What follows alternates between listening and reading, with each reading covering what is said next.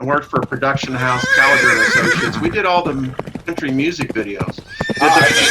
The first Brooks and Dunn. We did all of the Bob Hope specials. So yeah, and then I got in technology, began to understand database management, moved to Austin, Texas, started a couple of internet companies, venture back, sold them. And all along this journey, Gerald, I began to question, I was a devout Christian for decades. As I tell people now, I never checked out the references. I took it off. Well, there's an old saying in the Bible that if you teach your children in the way that they should go, they will not soon depart from it, right?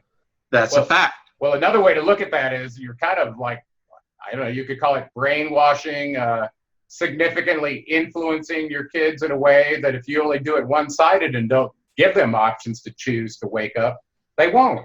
They won't. Yeah. Or otherwise, they got to have a few hard knocks over the head, and then maybe they'll get it. But the majority do not.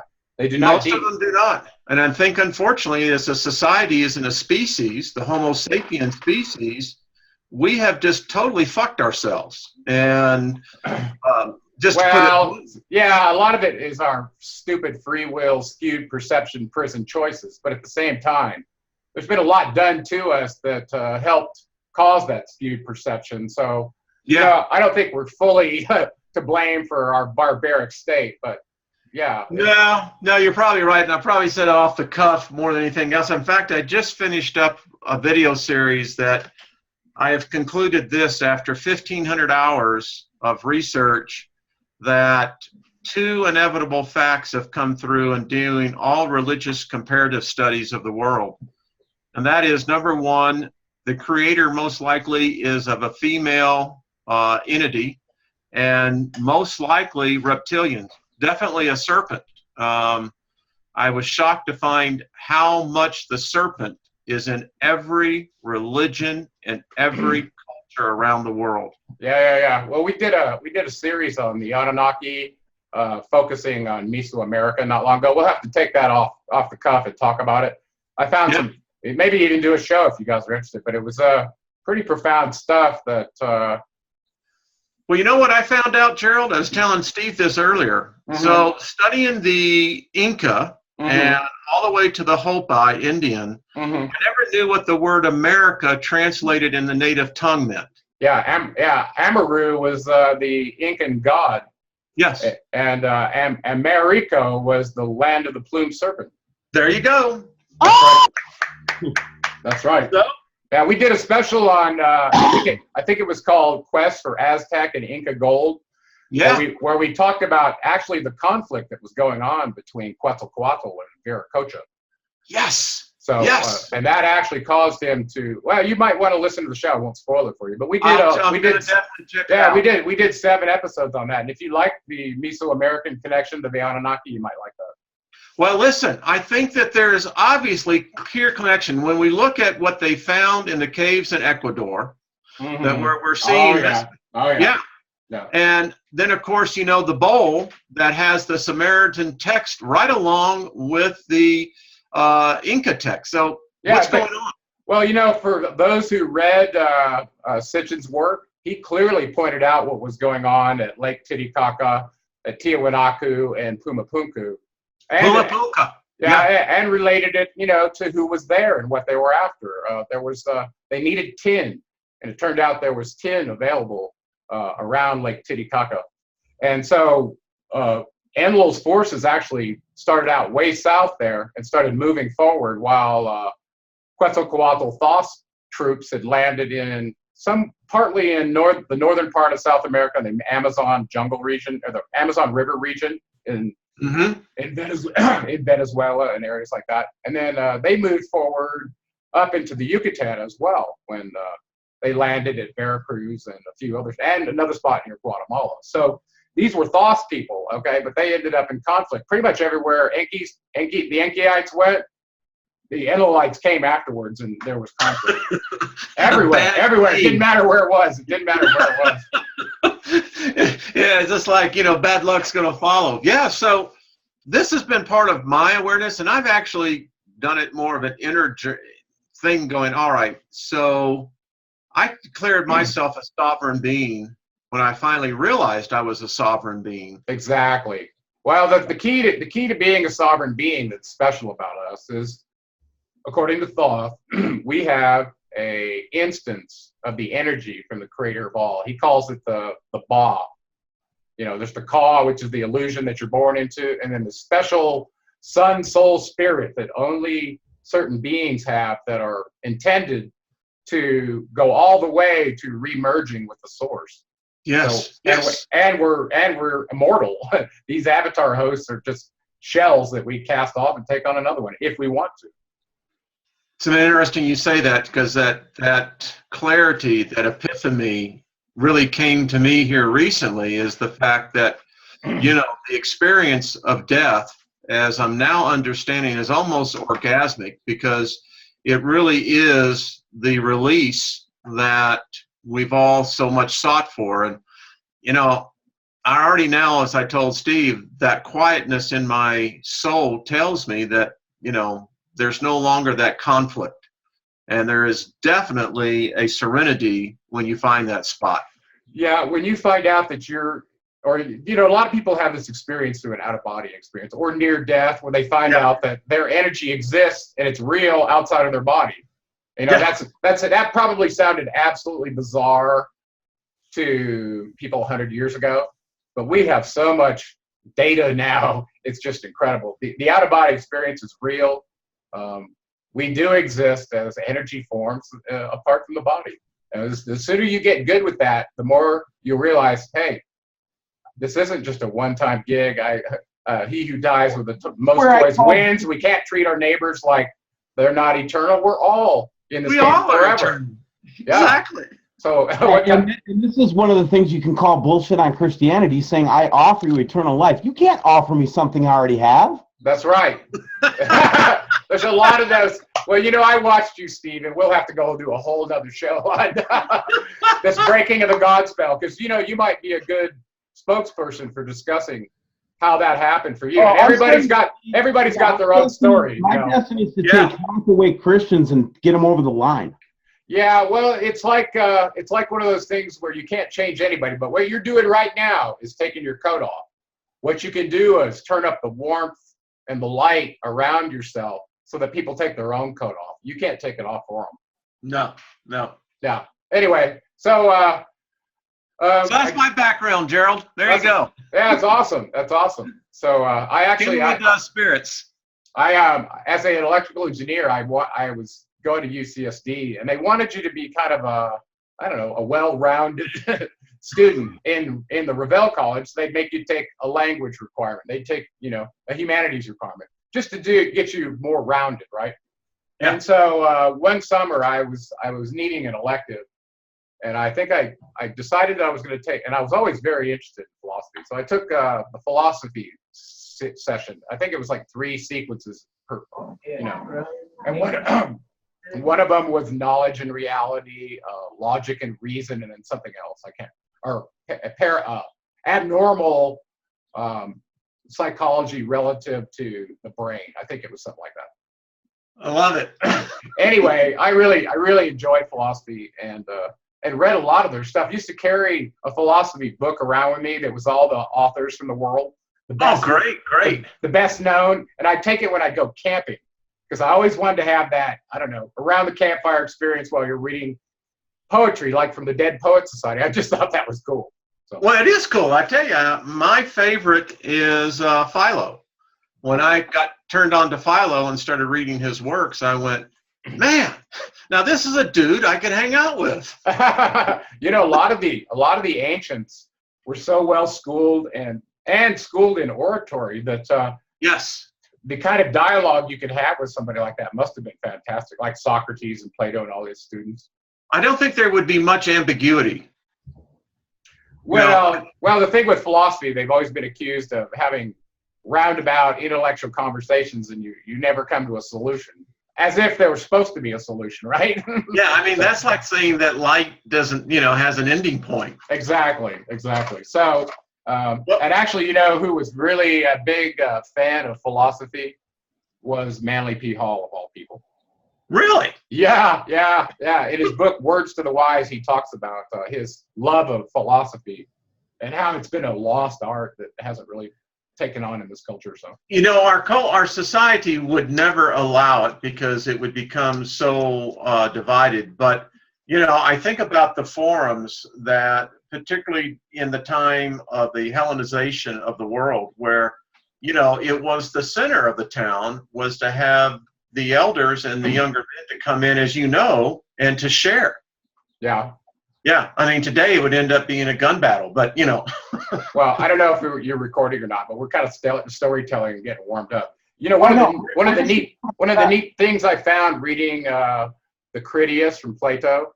Yes. When he was describing Solon going over to Egypt to find out about the ancestry of the Greeks, a couple of things he found out. Yes, he found out about Atlantis and what happened and about how awesome his ancestors were, and he wanted that governing style so he could bring it back to Greece, right?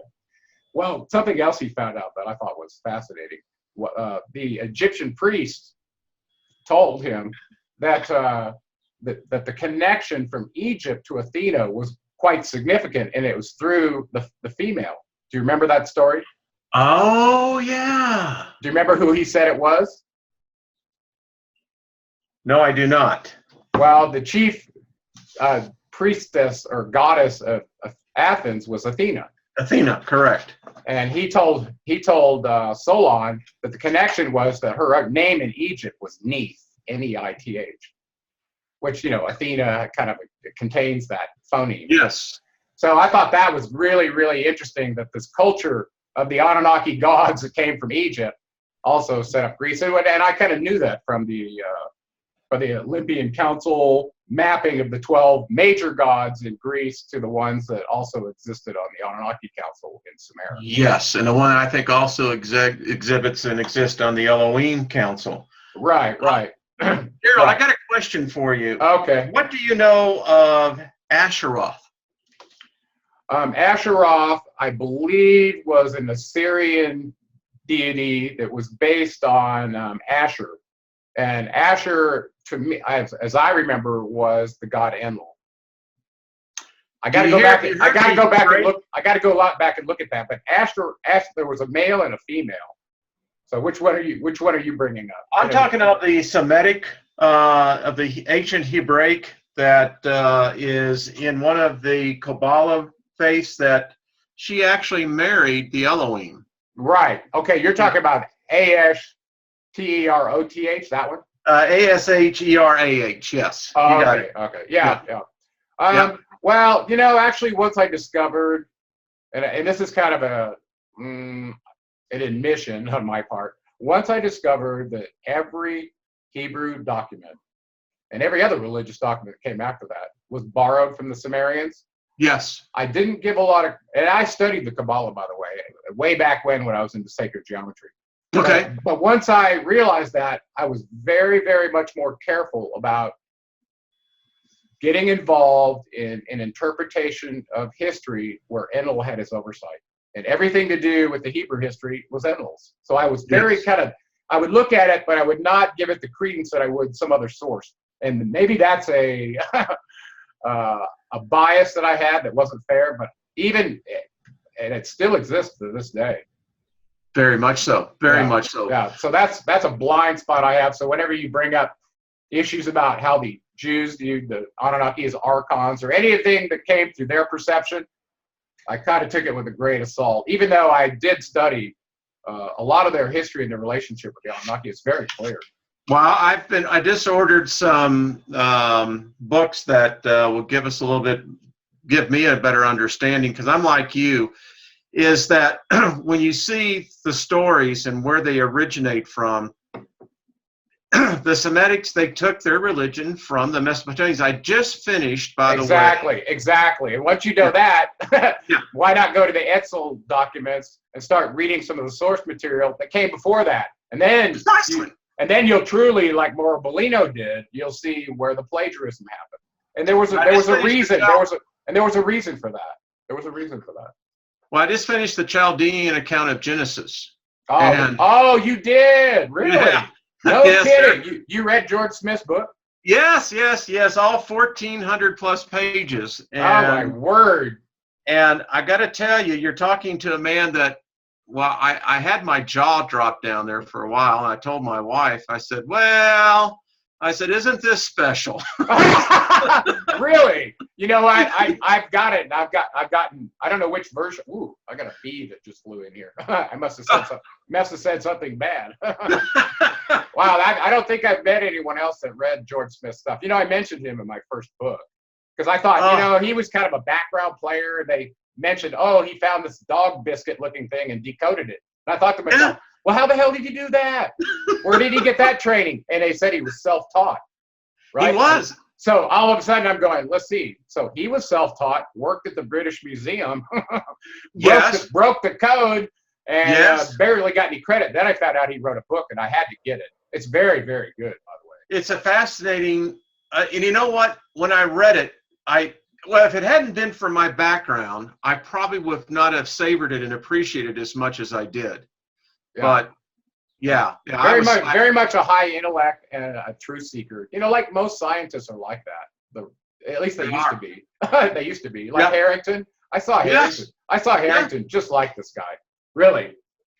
Well, I think we'll meet them on the other side. So I gotta tell you, this has been a privilege, Steve. We've taken over. It's your show. Go.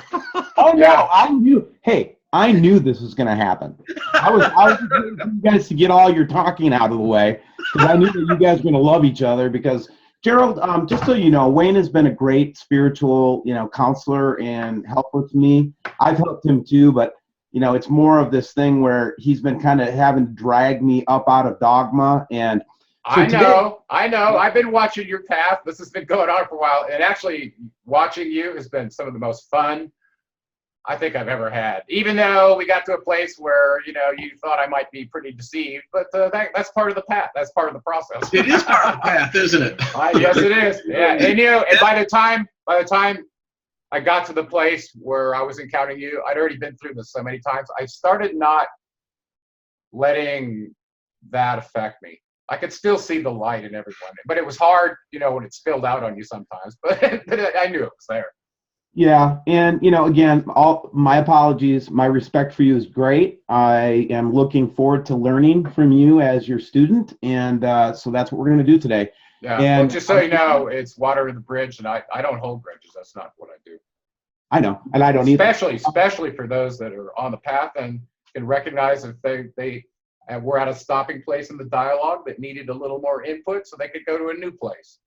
I'm totally there to help people that are on that path. Okay. That I get about. So, yeah. I get that about you. And so today what I want to do is, now guys, we are advanced knowers of, and I say that with humility. We know a lot of stuff, okay? This Anunnaki question and this Anunnaki issue is totally confusing to people, okay? And so today, I hope that we can bring some clarity to the subject, because I think, Gerald, really, you're the foremost living expert on the Anunnaki right now, as far as I'm concerned. Well, I don't know about that. I do the best I can, buddy. You're not going to say that about yourself, but I mean, who else has done the work, right? Nobody. It takes a lot of work to dig out what you've dug out. So today we're going to hopefully give us a little basic top line thing for the basic student. And then once we've kind of covered that ground level, here are the Anunnaki, this is where they're from, this is what we learned, these are the people who said it. Then we're going to go, then I want to get into an advanced conversation for our more advanced listeners. Yeah, so just the facts, ma'am, right? Like that. Okay, without, well, I don't try to plan my calls and they never work anyway, so it's all. Well, I could do it real fast, especially since I've done it so many times. If we don't have to go giving all the references right now, I can do it much faster. If I have to stop and pretend like I'm justifying anything, it'll take. No, we're not defending anything. We're sharing knowledge. All right, so what do we basically know? We know that the galaxy. Wait. Time out. Hold there. Ready? Okay. In 3, 2. Hi, everybody. This is Steve Olson, and I am here with my special guest, Gerald Clark. Hello, Gerald. Hey, buddy. And also, I'm happy to announce that today Wayne Steiger has come back and from his break. Wayne, how are you doing? I'm doing well, Steve. How are you doing? Hello, Gerald. How are you doing? Hey, really good, Wayne. It's nice to finally meet you. So, Gerald, So Gerald is the if you see here, he is the author of the book The Anunnaki of Nibiru. He's also the author of the book Seventh Planet Mercury Rising and the Nibiru Orbital Update. And today we're going to touch on all of these works partially. But if you want to go find out more about Gerald Clark, the way you do it is you go to www.geraldclark77.com. I'll have the link below. Welcome to the show, Gerald Clark. Thanks, buddy. It's good to be here, and a warm welcome to you and your audience. Right. Well, one of the things that we were talking about over our relationship, and we'll share some of the details of our relationship maybe later in the call. You guys will be interested to hear how Gerald and I had to dance around each other to get to the point where we're talking. Most of the problem was with me, but that's neither here nor there at this point. But Gerald, could you give us just kind of for the people that have never encountered this subject before, just a kind of a little synopsis of who are the Anunnaki, why are they important, that kind of thing? Okay, well, through my research, I stumbled on Sumerian documents that I had some faith in, was shocked to read them. I used the ones from Oxford University because there was a big flap over interpretation. There always is over ancient documents, by the way. There's always somebody taking an axe to the root of the translator, okay? So that said, I started from there. It told a very fantastic story that many of the researchers were telling, including Eric von Däniken, Zechariah Sitchin, Samuel Noah Kramer, Stephanie Dawley, and George Smith. Okay, many researchers. This has been going on for a long time. So these tablets that have been found, clay tablets that have been etched with a stylus, were located between the Tigris Euphrates, and they discovered tablets, whole libraries of them up near Nineveh with Sir Henry Laird. And then as you move south, what they didn't realize, as you move down toward the Tigris Euphrates join, which they called Mesopotamia, and the capital of it was Sumer, they got older. So it was like, and it turned out that civilization that had these tablets was circa 3800 BCE. Okay, so this is before Egypt, which was 3100 BCE. Well, in the records, they describe cities that were there pre-diluvial that were long older than what were shown that re-arose in 3800 BC in Sumer. And so with the layers of temples upon temples upon temples that were found, like the one at Eridu, for instance, it seemed there might be some merit to this. Well, one thing led to another. I looked at this and I said, well, how old could this be? And after reading the Sumerian kings list and just doing the numbers that they put in there, they're saying that they ruled from approximately 400,000 to 450,000 years ago, according to their kings list, with an interrupted flood and very symmetrical rules up until what they called their Great Flood. And then after that, the rules were very broken up and of much shorter duration. So that's what we knew from Sumer. These people believed that they were created by these aliens that landed on Earth 450,000 years ago, and that they were designed to serve them, and they didn't have any problem with it. And they called them by many names. Primarily, they called them the Anunnaki. So in Sumer, they had records of birth and death, and law and marriage and land contracts, mathematics and astrology and medicine and many other things that we didn't know that existed in high culture back at 3800 BCE, right? Right. So this became fact when people like Samuel Noah Kramer and George Smith started getting these records out of Sumer. And listen, there wasn't a problem with translation. They found the dictionaries and and stuff. Okay, so they had exact knowledge of what these things said. The problem was many of them were in dilapidated state, where you'd be missing lines, things like that, and they had to go get them from other areas to composite a complete picture, which took time. And I'm referring to an important one, like the Epic of Gilgamesh and a few others. Mm-hmm. So in these records, the Sumerians claim that these beings that they called gods, and they termed the Anunnaki, not only created them, but ran their lives and were worshipped in the temples in the center of each of these very special ziggurat temple cities, okay? One of which was tied to King Gilgamesh, who was the king of Uruk in 2900 BCE. And he's important because his records still exist today, and his epic is one of the best well-known ones in that region and around the world. Mm-hmm. So we had some evidence from this culture that said, hey, these aliens made us, and we don't have a problem with that. And here's who they are, right? And they're related, and they're on this council, and various ones have various attributes. And they even included them in law contracts, citing them as the protector of this contract so that it wouldn't be broken. And if it was, there'd be consequences from these regional deities that were worshipped in their temples. Okay, so these weren't made up things. These were beings that would smite somebody if they if they didn't do what they were supposed to. So anyway, one thing led to another. Before you move on, yeah. Okay, go ahead. I caught what you said. What they had regional oversight. Do you think that they had regional oversight over all 7 continents? Well, originally we know that they landed in the Persian Gulf area. That's where they described in their documents. We also know that the first city on the Sumerian kings list, Eridu, was a place where kingship was lowered from heaven. Heaven to them was their planet, their home planet, Nibiru, by the way. It's used synonymously all through the documents, okay? So when they say heaven, they're talking about Nibiru. So when they lowered kingship to Eridu, the very first city that Enki built, that was circa 450,000 years ago. And this coincides with the Sumerian kings list because it's named as the first city that was built, and they even name who the ruler was there, okay? So that's significant to me because that city has been found. We have pictures of it, and we even have architectural drawings of the various layers of the temples that were built one on top of the other. And if you go to the Etzel documents and look up Eridug, they put a G on the end of it for some reason, and they also call that in the Sumerian kings list Eridug. We call it Eridu, but somehow we lost the G somewhere, okay? Anyway, so in that city, we have some very clear indication that what they said is true. So where do you want to go from there? So we kind of I'm going to ask you, let's at a basic level, the Sumerians obviously spoke about this called alien race that landed in Persia. I get it. And why, the first thing I think that any reasonable person would ask is, why do I even care about the Anunnaki? Why should I even care about it? Yeah, well, yeah, actually, that's true. You know, there's probably thousands of races all through the galaxies that are colonizing other planets, getting resources, just like the Anunnaki were. By the way, so the Anunnaki appear to have been trapped and their whole solar system into our system in a document we call the Enuma Elish.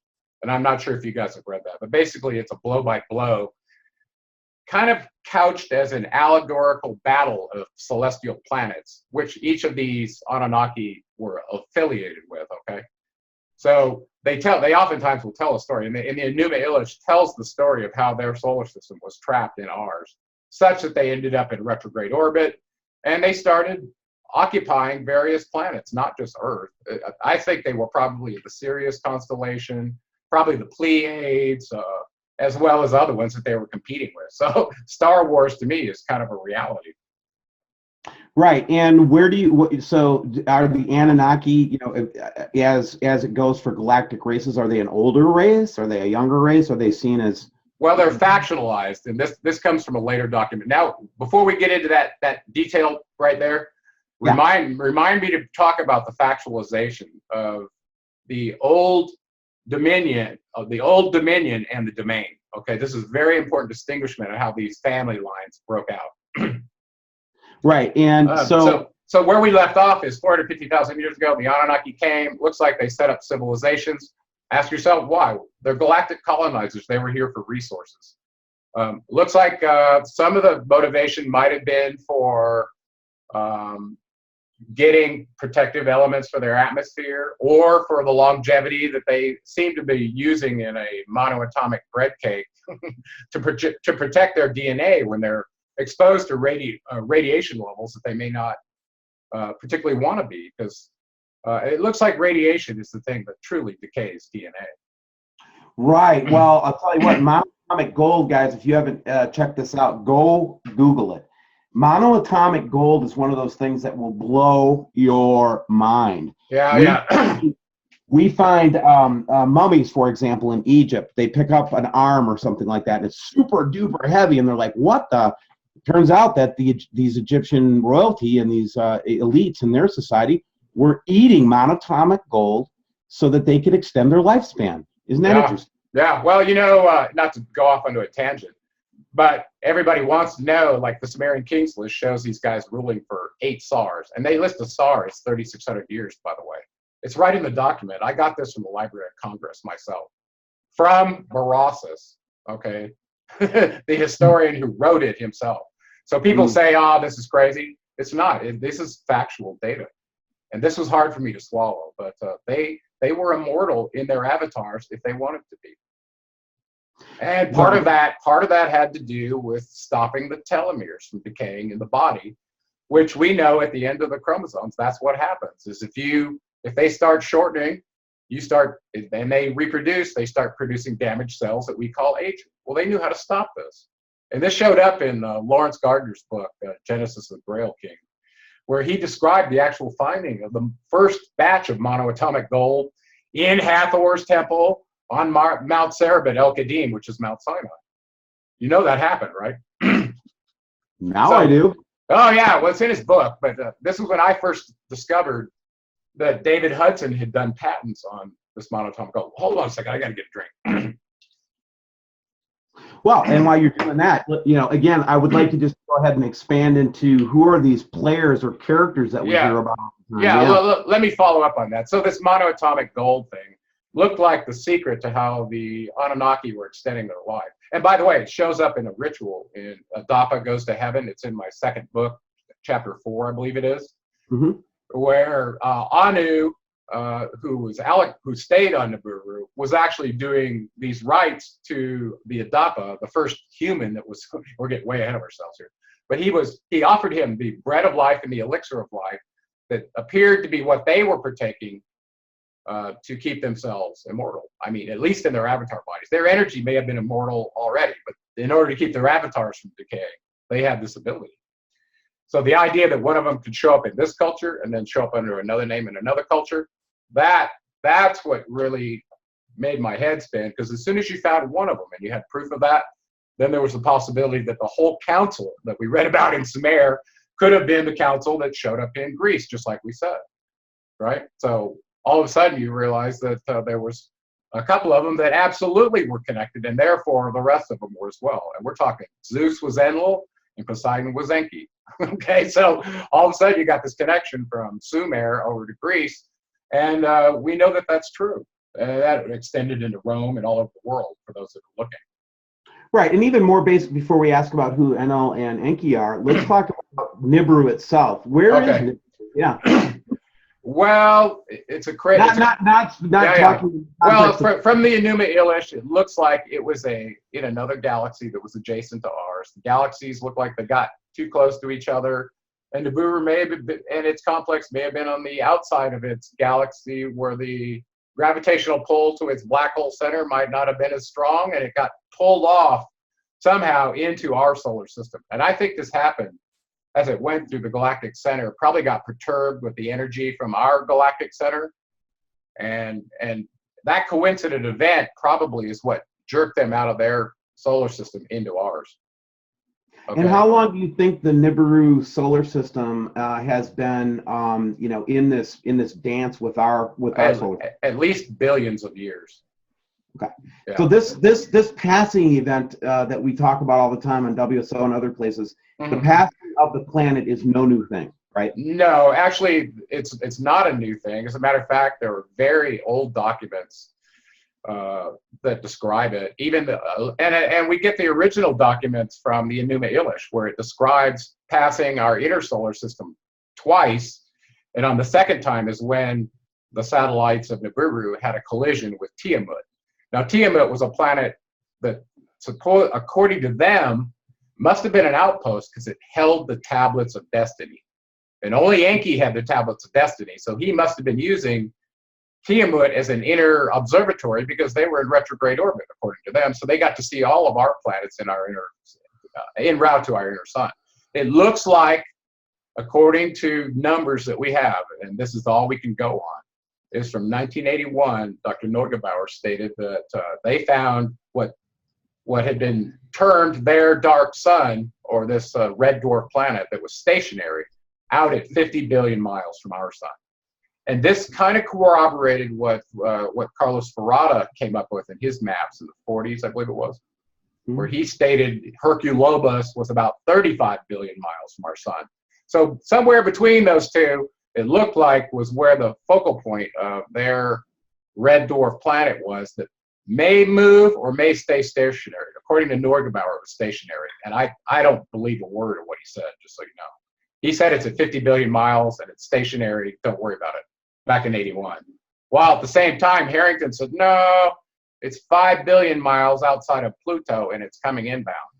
Okay, so that's the difference between 50 billion miles away and the 8.67 billion miles that we got in 81. Well, I think they were talking about two different bodies, and this is where the obscuration came into play to try to cover up the idea that there might be some smaller planets that are moving in an elliptical orbit, just like the Enuma Elish said, around our inner sun.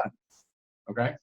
Yeah, right. So there's a historical basis there. And actually, the fact that Harrington had read the Enuma Elish and had studied it so closely, when he discussed it with Zechariah Sitchin in 1990, and that was in August of 1990.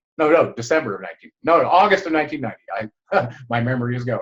But they met and they both discussed the Enuma Elish as it being an intruder planet when this Nibiru complex came inbound. That's when Harrington started expounding on it, saying, well, it was more than an intruder planet. It accounts for this and this and this and the tilt of Neptune and Uranus, and he kept going on, right? And we believe that, Venus might have been an original, or Pluto may have been an original satellite of Neptune and got pulled off, and all these other things that he said. So he totally believed that the Enuma Elish was an accurate representation of a historical record accounting for the incoming planet Nibiru. And it's not by itself. It looks like there's at least 5 to 7 smaller planets in some sort of constellation. That's what we think too. I mean, from our case. Yeah, well, that's what they described. That's what they described in the Enuma Elish too. Well, we think that Revelation, so by the way, I haven't completely thrown out the Bible. No, neither have I. Listen, I grew up Southern Baptist. I studied the Bible inside and out. There's truth mixed in with deception, like many other sources. Okay. Like every other source, right? I mean, right. So there's lots of historical truth in the Bible. And actually, some of the genealogy tables are very telling. So I'm suspecting that we've got planets, and then those planets might have a few moons. So we've got a bunch of bodies coming in the solar system configuration. And from what I can tell, we are in the critical period, and that's why we're talking to Gerald Clark, and that's why we have WSO. Yeah. I think we're going to skip the Anunnaki Nibiru and the seventh planet and go right to the Nibiru orbital report, from what I can tell. Well, we're going to have many more conversations. Yeah. Well, I think it's timely to talk about how the fact that the Anunnaki said there was this planet, and they called it by many names. And actually, by the time we got to the Babylonian epic of creation, where Marduk was the chief deity of Babylon, he renamed the planet after himself, claimed that he made the humans, and did all these other outlandish things in the document that weren't true. But that's the version that we had that was the most intact, was the old Babylonian version of the Enuma. So you don't believe the Anunnaki are our creators? Well, I believe there are genetic modifiers. I believe our sun soul spirit comes from the creator of all, and that's clearly defined in my Seventh Planet Mercury Rising book. That's the reason I wrote that book, by the way. Let me go back. So the Anunnaki of Nibiru kind of lays you out. Okay, you might walk away thinking, wow, the Anunnaki maybe really did genetically modify a life form that was on this planet, like they did in a lot of other places. Okay, they weren't the only ones. It's genetic engineers across the galaxy. Okay, it's epic. So maybe they did that to us, and then after you mull with that for a while, and it connects all the dots with the missing link and Lloyd Pye's work relative to Darwin, you go, aha, maybe there's some truth to that. And then once you got that, you're like, oh my goodness, so if that's the truth and they weren't our gods, then who is God and how do they relate to them? That's why I wrote my second book, Seventh Planet Mercury Rising, is it answers those questions for you. And leads right back to the truth about how we're composed. Actually, you could think of the Seventh Planet Mercury Rising. It's like a manual of life on this planet and how it should have been if you'd have known the truth from the beginning. Like how you're composed, what energies animate you, how to work with them, how to optimize your experience in your evolution of consciousness. That's what we're all really here for. Yeah, that's right. So anyway, I wrote that book for that reason, and there's a lot of deep, profound stuff in that book. Well, in May of 2015, for some reason, the idea of Nibiru came up. I think I was doing a Capricorn radio show at the time, and the host asked me if I would take a little time because the topic was really hot, and would I look into it and write a report? And so I did, and I was actually shocked what I found. And I'm kind of a scientist, so yeah, I took in the account of what the ancients said in the Bible, where the different passages were, what happened with Abram when they left, volcanic events, and I tried to look at Earth history to say, well, was this a definitive crossing point, and when's it coming now? That's what everybody wanted to know. Is it real, and is it coming again? And then, of course, working from hoping for the best and planning for the worst, we don't know what it could do when it passes, and not every time is catastrophic. So That's right. yeah, so that being said, I decided to look into this, and the only data that I thought was tangible that I could glom onto after looking at all these other sources in the orbital report was what Dr. Harrington gave us. He gave us the most data that I knew of. And and that really had to do with where do you think it is, and if it's moving, have you done a blink test so we know how fast it's moving and what its orbit is? Just basic stuff. And he was the only one that actually had an orbital map, and so did Sitchin, and they were comparing it together and showed it to us on the internet. That's still up today. I'm surprised I'll get out that it still is, honestly. So using that data and what he said between 1981 and 1990, I created a small mathematical table to calculate the velocity and the orbital path based on what he gave us. And I wrote a report and gave a table based on if this is the average velocity and based on what elliptical bodies do. We know comets act this way. As they get closer to the sun, they speed up. So the only question in my mind was, how fast does it speed up? And if I knew that, I could make a kind of a rough guess based on the data we were given in 81 and in 1990. Well, I started thinking about that later on when I started my 7 Planet Broadcasting channel. And one of the very first shows I did was I thought, I think I should update this orbital report because I realized I'm sitting on the data so I can do my own blink test based on what he gave us. So let's calculate the velocity and see how it compared with what I estimated as a scaling factor for a body this size that would come into close perihelion. And listen, the scaling factor was very bizarre. Way out of perihelion, the scaling factor for the velocity was very low. So you could have a 20 times difference between the velocity out at perihelion than the one at aphelion. So it was quite surprising to me. So I was looking for a number. What is that number that we would estimate? You can't know that number unless you know the mass and how far it is relative to the sun on its angle coming in. There's a lot of factors to compute that, right? So I knew it was kind of guesswork, but it was the best that we had, at least from what I knew of. Now, if you had access to some of these other follow-on programs and some of their telemetry data that they've gathered, you could make a better guess, okay? But it was kind of a rough estimate. Well, I was surprised to see that my scalar only had to be approximately 4 in one instance and 7 in the other. And what I was doing was saying, well, suppose the Nibiru came up adjacent to Pluto. How long would it take to get to the Earth, right, or around the sun? And the same thing, well, if you go back to where it was in 1981, we were told it was 8.67 billion miles outside from the sun, which is 5 billion miles outside of Pluto. How long would it take if it was truly going? So I played around, okay?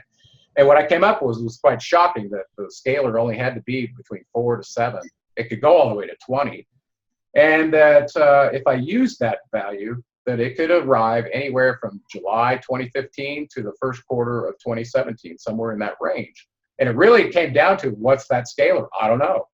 Well, then I followed it up, did a blink test, found out that the actual change in velocity from 1981 to 1990, relative to what it would have been traveling as its average velocity from perihelion to aphelion, was a factor of 8.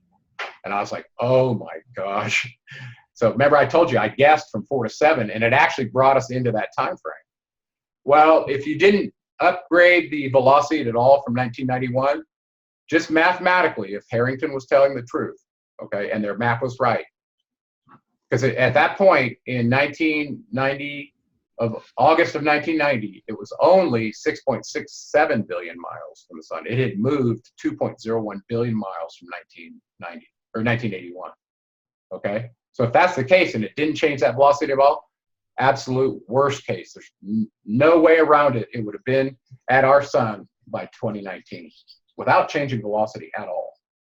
I've been blabbing a lot. You guys want to chime in and say something? Oh, no. Go ahead, Wayne. Do you have any questions? Go ahead. Well, no, I find all of this, Gerald, correlating to a lot of my research in researching the ancient deities. Right, right. Yeah. So I put a table in the Nibiru orbital report that said July 15th. It looks like Q1 2017, but I can but this is a rough estimate because I don't know what that orbital scalar is that we know happens when something gets close to the sun. Well, and then that brings up other issues. You know, is there going to be intervention? We know the Anunnaki were able to change orbital paths of some of these planets. So are they going to mess with it? You know, if they're here and occupying it, are they going to try to protect themselves? We don't know. Well, before we move off the Anunnaki and into some of the recent research that I think that you're kind of keyed in on from WSO and talk about a little bit. So what do you think the intention, I mean, just if I've never heard of Anunnaki before, here's an alien race, and I'm asking Gerald Clark, should I be worried? Are they a threat to us? Oh, you want to do the factualized thing. Okay, let's do that real quick. It looks like 3 of them were involved heavily in our fabrication, our genetic creation, according to the Atrahasis. And I recommend everybody go and find that, Atrahsis. It's one of the key documents that I used in the Anunnaki of Nibiru to point this out to people, to show where we were created. Anyway, the very first tablet, it talks about this. Well, in that story, we start to see some of the main players. We also get them from the Epic of Gilgamesh and many of the Sumerian documents, including the Enuma Elish, where it goes all the way back, connecting them with their origins, okay, at their home planet. Okay, so we find out there's a council of 12 of them in the Atrahasis, and they're the ones that had brought a slave species with them here, or a underclass species. They seem to be hierarchical, kind of like a caste system, where these miners had been taken to South Africa to mine gold. And this shows up very early in Tablet 1 of the Atrahasis. They're termed the IGI or the Ajiji, okay? They revolted, which led to a council meeting in Africa in a fortress called the Ekur Fortress, E-K-U-R. Okay, this is a historical place in Africa. That fortress was Enlil's fortress, who was the commander. He came after his brother Enki, who came first, who was kind of the scientist. So kind of keep this in mind. One of them's kind of a nerdy creator who was the firstborn, and the one that was younger than he was is the military bureaucratic commander, and he's kind of severe. Okay, and actually, the story of those two is told in an epic way in a series of books. It's a decalogy by L. Ron Hubbard called Battlefield Earth. It is epic, talking about Enki and Enlil, these two. Okay, and they're very high ranking because they're the firstborn offspring of Anu, who was the progenitor of all the Anunnaki that we were involved with. Okay, and this is on my genealogy table on Gerald Clark 77. For anybody who wants, we're going to do another show. I think we'll do another show. Yeah. So they're factionalized. One was ordered by were asked by the council to create life, and actually it was the medical officer who we call Ninmah or Isis. Okay, she was the one given the task, or Bella Ili. She has many names. She was given the task to create a primitive worker to replace the Ajiji who had revolted. Okay, she took on the task, saying she would do it if her half-brother Enki would help, and he said he would.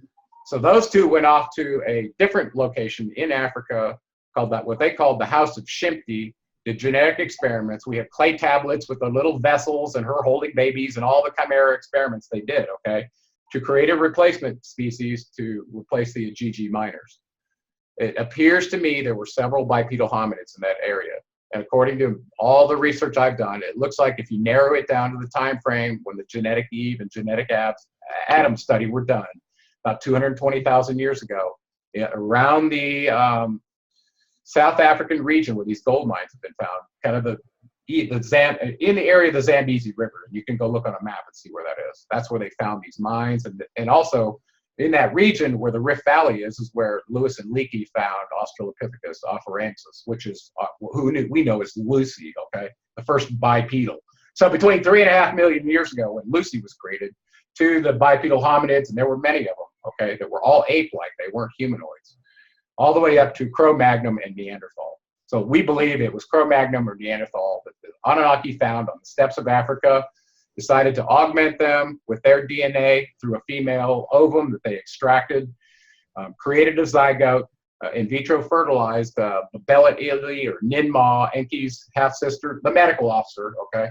And in their records, it says she took this baby to birth, to term, over a normal term, looks like a 9-month term. And after a few iterations of this, they finally got it right. But they had some terrible mishaps, okay? It didn't come out very well. And this is in the document. So after a while, they finally gave birth to one that was fully functional. And to make a long story short, they also created a female versions.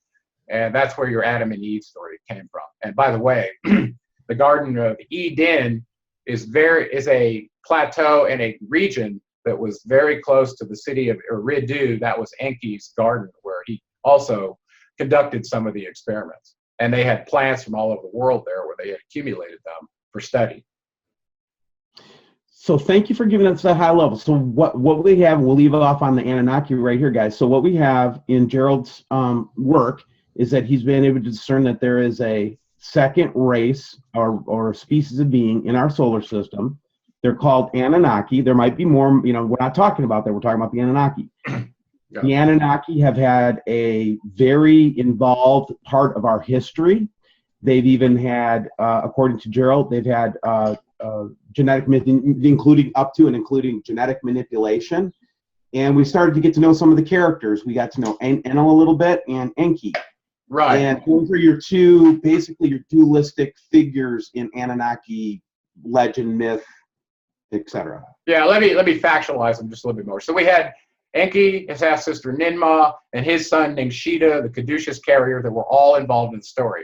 Ningshita was given one of the tasks because once they produced some primitives that they thought were perfect, but they couldn't procreate. And he actually was the one who did the gene splice of the X and Y chromosome to allow that to happen. Okay, so that was Ningshita, his second-born son, who we call Thoth, Hermes, Mercury, blah, blah, blah. Many, many names, okay? Okay, so we generally break them up into the Enkyites and Enlilites because the Enki and Enlil were the two highest-ranking ones that stayed here on Earth. Anu went back to Nibiru after they cast lots, separated regions according to the Atrahasis, and it's where they cast the lots and divided the territories is right in the tablet, okay? So Enki gets Africa, Enlil was in Mesopotamia, the Indus Valley was given to Inanna. Another name for her is Hathor, Inanna, or Ishtar, it's all the same person, okay? And then Ninmah, or Belet Ili, or Isis, was given the Sinai Peninsula, where the Anunnaki had space facilities. So those were the region breakdowns. So from that standpoint, you go, okay, the ones that were in that region, they were good and bad, just like we do now. No, that's not really the case. They spanned the whole range of personas just like we do. And listen, while we're talking about that, every race is composed of individuals who have free will. So you can't say any race is all fallen angels or demons. Okay, that's not true. Are there fallen beings in every race, it seems? Yeah. And the Anunnaki have their share too. And this is a perception thing, okay? If they treated the humans bad, we call them the enemy, right? So that's generally how they get factualized, even though personally, I think Enlil was probably a very brilliant statistician, commander, general, and it just so happens that he got the role of doing the destruction. And so we call him the bad guy. But he was taking orders too from his father. So, like I said, they were hierarchical, and they especially from a military standpoint, you could tell when they issued an order, it was irrevocable. That was it. Have a very, very contractual oriented race, from what I can tell. So that being said, it looks like in Mesopotamia, after Enlil took over, he didn't treat the civilizations very nicely there. As a matter of fact, even destroyed. He's destroyed many of the merry-go-round Sumerian cities that you see in the Sumerian Kings list. And you can read about those in epic detail. Read the Lamentations of Ur, for instance, and what went down. So I put that in my second book. Yeah, note to my audience. So here Gerald is finding now he's not reading. Guys, listen to me for a second. He is finding this information in ancient texts. Do you understand? Just think about that with me for a second. So in other words, he's talking about genetic manipulation. He's talking about government, society, military. He's talking about all these different things that the Anunnaki represented. Mm-hmm. Does anybody here find it fascinating that they're talking about genetics before we ever knew about genetics? Oh, that blew my mind. You know, it's like when I realized they were writing in these documents about mixing genes and things way back then, I was like, oh my God, we're doing that now. And, you know, Dolly the sheep's a big deal and all these other things. They were doing it way back then. So the idea of these Greek chimeras and a minotaur with this head and that body, and when you see it in their statues, they actually did this. They actually produced chimeras. And for that matter, as avatars and genetic, and these are high, you listen, you need to understand they had a higher grasp on the relationship between energy and matter than we do. Somehow, some way, in the creation of their first avatar, the Adapa that's called out, our Adam, they infused the spirit into him and created this being according to their will.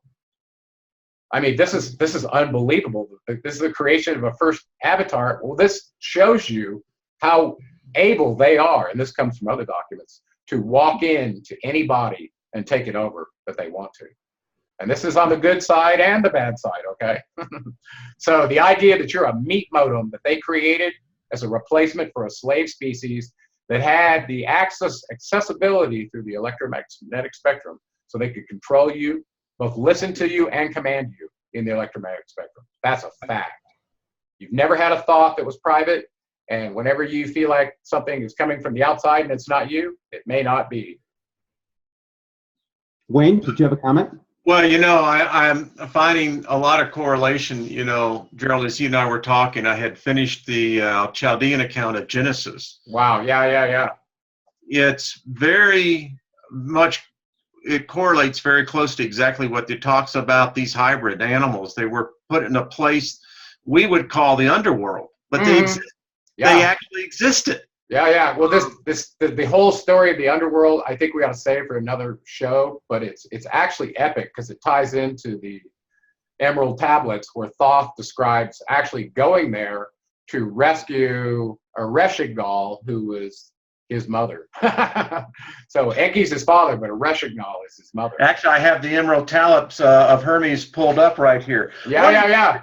Look up that story about where he went to rescue the Lady of Light. Oh my God! Pull it up there. I said, "Well, I got to pull this up." Yeah. Well, it turns out that a Reshigal is one of the beings that shows up on my on my genealogy table. Yeah. As his mother, but the fact that it was called out in the Emerald Tablets, that genealogy table was done before I did the Seventh Planet Mercury Rising. So what's your take, Gerald, on like Inanna, the Lady of Heaven from the Samaritan figurine? Yeah. Well, she also shows up in the Epic of Gilgamesh big time, and she had temples usually co-located with Anu. I mean, with Anu and with Enlil. So she was in the Mesopotamian region, even though she traveled to Africa a few times to have an encounter with Enki. Yeah. So. Yeah. We find figurines of her down there as we find them over in other regions of the country. Do you think that these were reptilian in nature, or do you think that they were more of a humanid type of appearance? I think the Anunnaki statues that they left of themselves in Sumer and Egypt were kind of accurate. It does look like they had an elongated cranium because they always had those little towel wrap looking things around the Sumerians, right? Yeah. And then so I do think they had an elongated skull, especially the Elohim ones that were the higher ranking. The ones that were about 12 feet tall, it looks like that's how tall they were, 12 to 15 feet tall. That's what the records are showing it. Right. So these red-haired giants that we've been finding looks like they're very much related to the Anunnaki. And so, let's see, we were factionalizing them. So let's talk a little bit more about Enlil's side just a little bit. So Enlil got Mesopotamia, so all of his kids were significant on the Anunnaki Council. Okay, so there are a couple of them I want to bring up that are really key to, I don't know, world peace, if you will. Okay, so Enlil landed in the Levant, and he chose Jerusalem as his new mission control headquarters after Nippur was flooded. Nippur was his original mission control headquarters, and he had significant interactions with all the little ziggurat cities that were close by, including Ur, where his son was the king in the second dynasty, and his name was Nanar-Sin.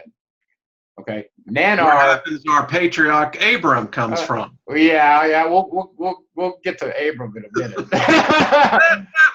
he was a little bit later, and he was also from that region. He was from the city of Ur the Chaldees, but he also looks like he might have had a presence in Uruk as well. But they were really close to each other. Anyway, so in Ur of the Chaldees, this is where Enlil had his influence, and we know what temples were in the city of Uruk and the cities of Ur. Well, let's focus on Ur for a moment. It was the headquarters of Mesopotamia twice. So in the second time the kingship was in Ur, it belonged to Enlil's son Nanar.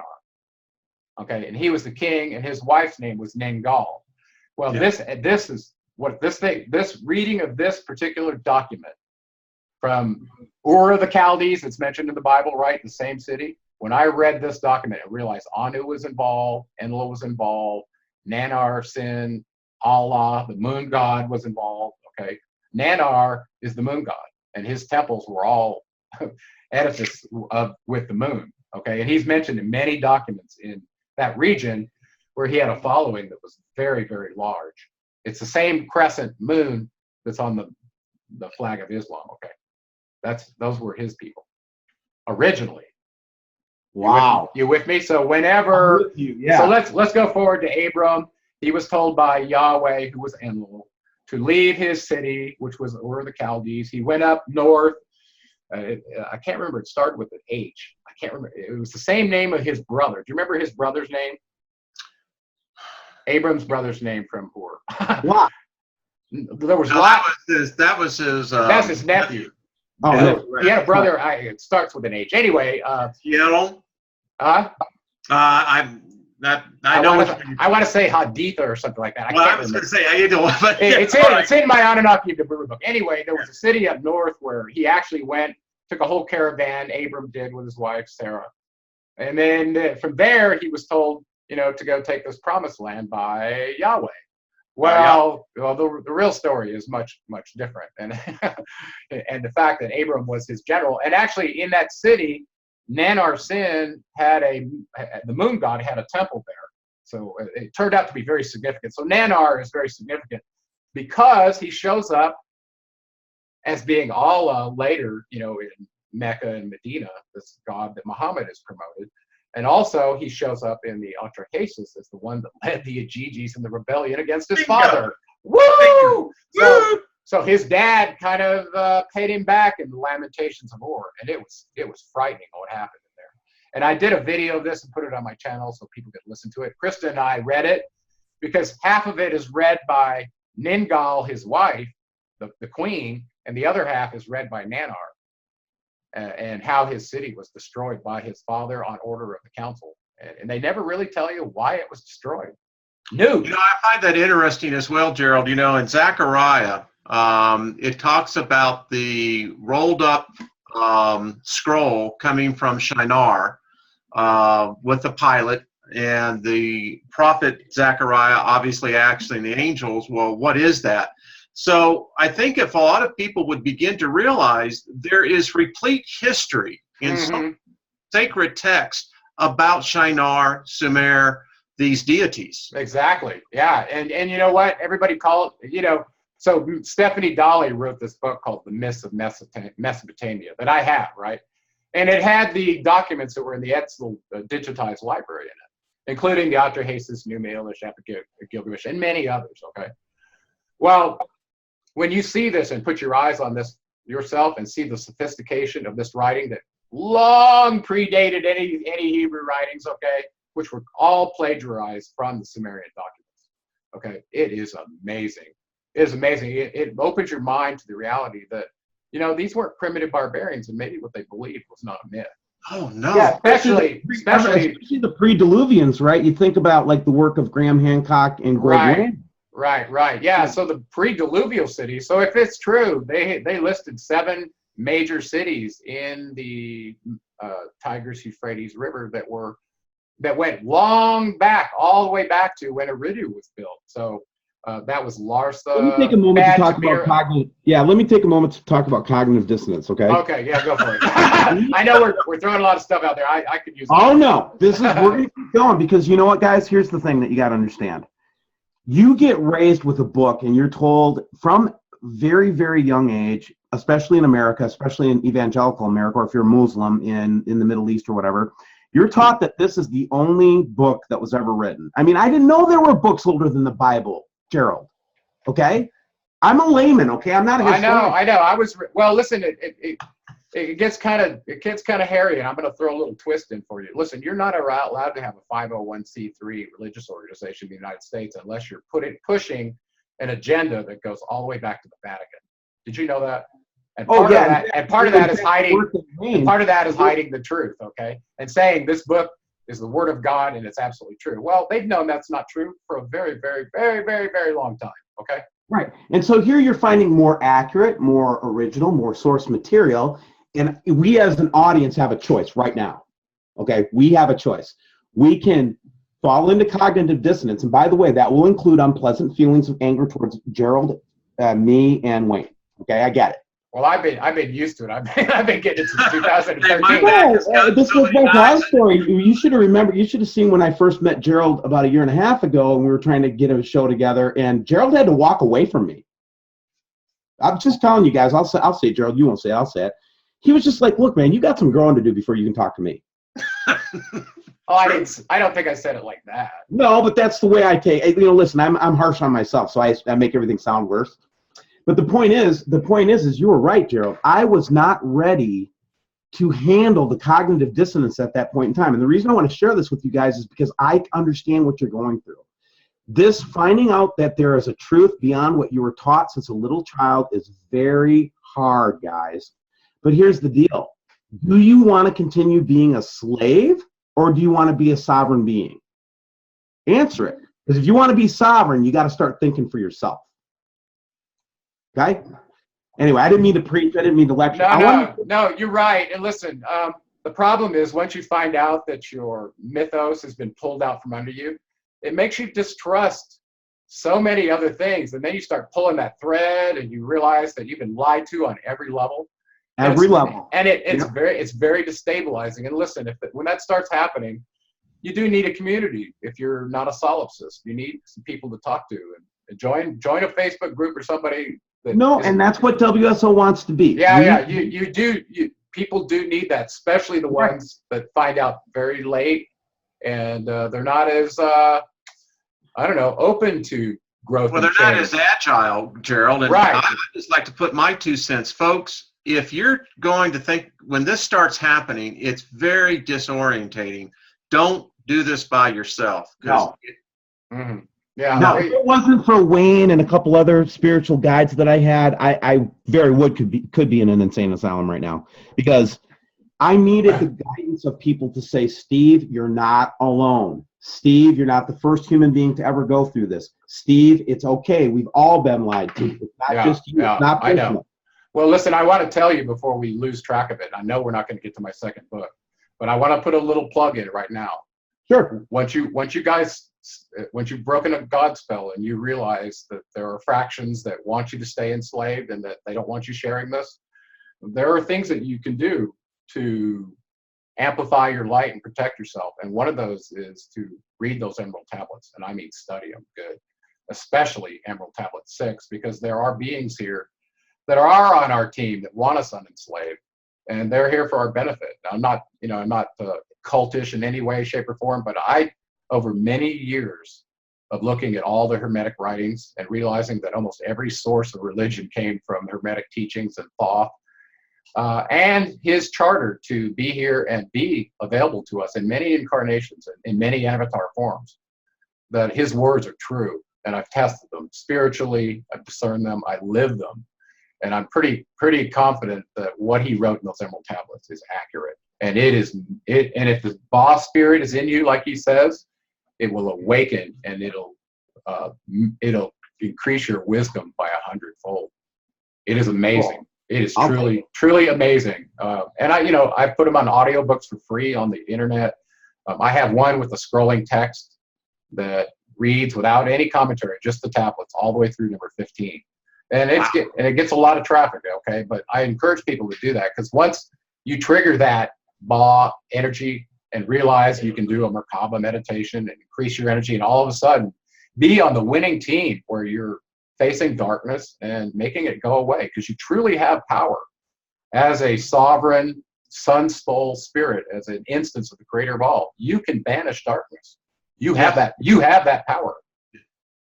Yeah. And they absolutely don't want you to take that power on.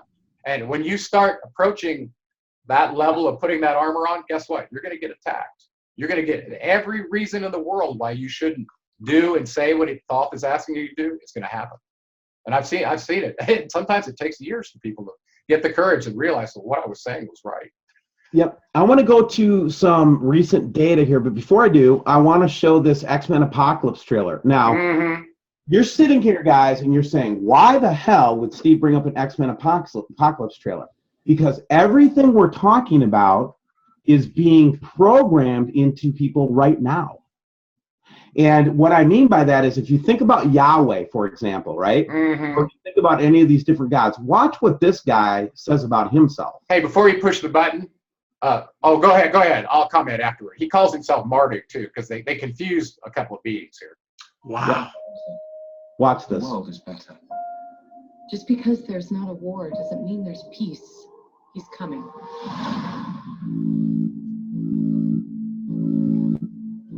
Some call him Apocalypse. He was some kind of god. For thousands of years, he's been amassing mutants to take their powers. He always had 4 followers. Like the 4 horsemen. Don't join them. Whatever it is you think you saw in me, I buried it with my family. Together, we will cleanse the earth. Everything they built will fall, and from the ashes of their wall will build a better one. I've never felt power like this before.